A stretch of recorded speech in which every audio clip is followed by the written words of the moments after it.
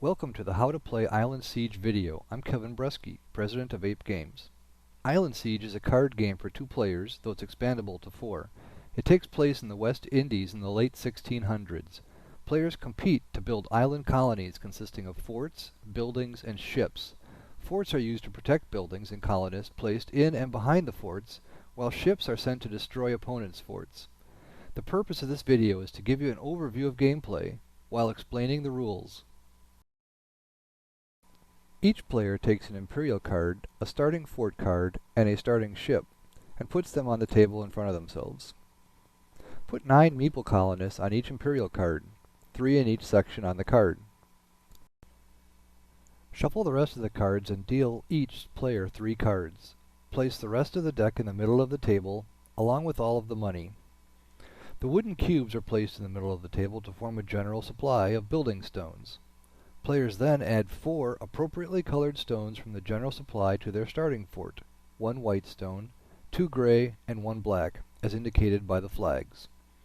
Each player then takes 1 black and 1 white stone from the general supply and adds it to their area to form their personal supply of building stones.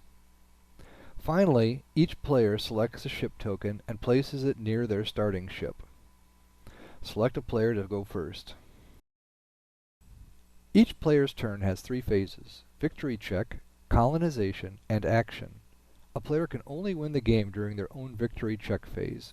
They win if they have collected 20 gold, or all 9 of their colonists are moved off of their Imperial card and in play on their fort, building, or ship cards. If after the victory check the player did not win, he next takes colonists from his Imperial card and puts 1 on each of his forts. At the start of the game, players will have only their starting fort, and so will move only 1 colonist. But as the game proceeds and players have multiple forts, they will move multiple colonists per turn. Colonists are placed onto the circle spaces on the bottom of the fort cards. As the game progresses and all of the spaces on the fort get full, no more colonists can be moved onto that fort. I'll explain in a bit how to move colonists off your fort and onto buildings and ship cards. Remember, one of the ways to win is to get all of your colonists off the Imperial card. Moving them onto your fort cards is the first step to making that happen. Colonists are moved from the bottom of the Imperial card first. As sections clear, the player gains abilities. If the bottom section has no colonists, the player gains an extra reroll during attacks. If the middle section is also clear, the player gains an extra attack die.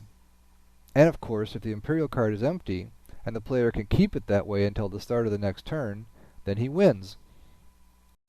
During the action phase, a player will perform exactly one of 3 possible actions: building, drawing cards, or attacking. Players build ships or buildings using colonists from their forts. Let's assume 2 more turns have passed, and there are now 3 colonists on the starting fort. If our player selects build as the action for this turn, he can build either the governor's mansion or the raven's ship from his hand using colonists. The number on the top left of the card tells how many colonists must be present on 1 fort in order to build that ship or building. To build the governor's mansion, the card is played beneath the fort that the colonists will come from, and the appropriate number of colonists are moved from the fort to the governor's mansion card. The abilities on the building or ship card take effect when they are built. Some effects are lasting, while others take effect when the building or ship card enters play. As indicated by the chest on the bottom of the Governor's Mansion card, the player gains 3 gold when the card is built. He would also gain 1 black building stone to reinforce his starting fort if there were any empty spaces on the fort. In this case, it goes to waste. If the player had built the Raven ship instead of the Governor's Mansion, he'd have placed the Raven card next to the starting ship, and placed the 3 colonists on that card. He'd then have collected 4 gold, as indicated by the chest number on the Raven card. A player can do only a single build on a turn, so on the next turn, our player will put another colonist on the starting fort during his colonization phase, and then build a secluded fortress from his hand. There's no cost to build a fort. The player puts the cubes from the general supply onto the fort as indicated by the flags. He may also place cubes from his personal supply on blank fort spaces. As I'll explain later, there's a benefit to placing cubes of the same color together. The player gains no gold for building a fort, but it provides him another outlet for placing colonists during the colonization phase, and another fort to add buildings behind. On the next turn, the player moves one colonist to each of his two forts, then decides to do a draw action. The player draws 3 cards, gives one to his opponent, and puts the other 2 into his hand. This player's opponent has been very patient so far, but now he sees that we're going to clear off our Imperial cards soon unless he steps in, so the opponent selects attack as his action. That's unfortunate for our player, but at least it gives us a chance to talk about the attack action. The goal of an attack is to eliminate your opponent's fort. The opponent selects our secluded fortress and places his ship token on that fort.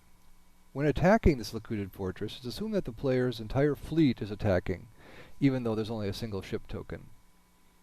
Attacks are executed using custom dice. Island Siege comes with 4 dice, but only 3 are used at the start of the game.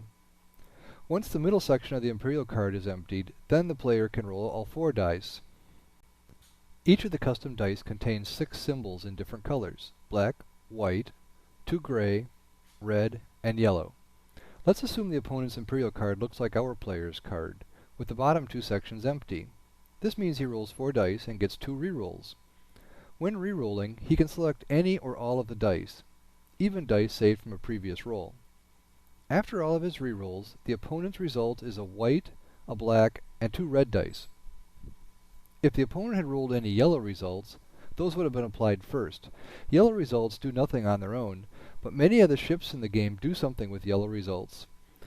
The starting ship, for instance, can destroy opponent's ships with 2 yellow results. After applying the effects of any yellow dice, we have none, then there are 2 attack rounds. In the first round, the opponent must select one color from his results to attack with, either black, white, or gray, not red or yellow. We already talked about yellow, and we'll get to red in a bit. The opponent rolled 1 black and 1 white result. If he selects white, then he would use his 1 white die to eliminate the 1 white building stone on the secluded fortress. If he selects black, then actually nothing would happen, for a couple of reasons. First, the rules prevent eliminating building stones using a white, black, or gray dice, if there is another stone directly in front of it. Second, the black die result could be used to eliminate the black building stone that doesn't have a white cube in front of it, except that it's adjacent to another black cube. Cubes of the same color reinforce each other, so in order to eliminate the black cubes, there must be 2 black dice results, and both cubes must be accessible, with no white cube in front. So the best move for the opponent is to select white as the attack color and eliminate the white building stone. Destroyed cubes are placed back into the general supply in the middle of the table. During the second attack phase, the opponent has a choice to either attack again using red dice results, or to use any remaining black, white, or gray results to add building cubes of the same color to his personal supply. The opponent has already used his white die result, but he could take a black cube from the general supply and add it to his personal supply. This can be used to help build future forts. The opponent is intent on destroying the secluded fortress, however, and so applies both red dice. The red dice do not have the same restrictions as black, white, or gray dice results, and can remove building stones from behind other stones, or single building stones that are reinforced. In this case, he'll use the 2 red dice to remove both black building stones. Once there are no more stones left on a fort, it is destroyed. Any colonists on the fort are returned to the Imperial card, starting on the highest available section. Any buildings behind the fort are likewise destroyed, and those colonists are also moved back to the Imperial card. Ships built using colonists from the fort remain in play, however. Destroyed forts and buildings are placed in the discard pile. That pretty much covers the turn sequence and all of the different possible actions. Winning Island Siege requires a balance of building and attacking. Knowing when to do each will be the key to victory. Thanks for watching this video.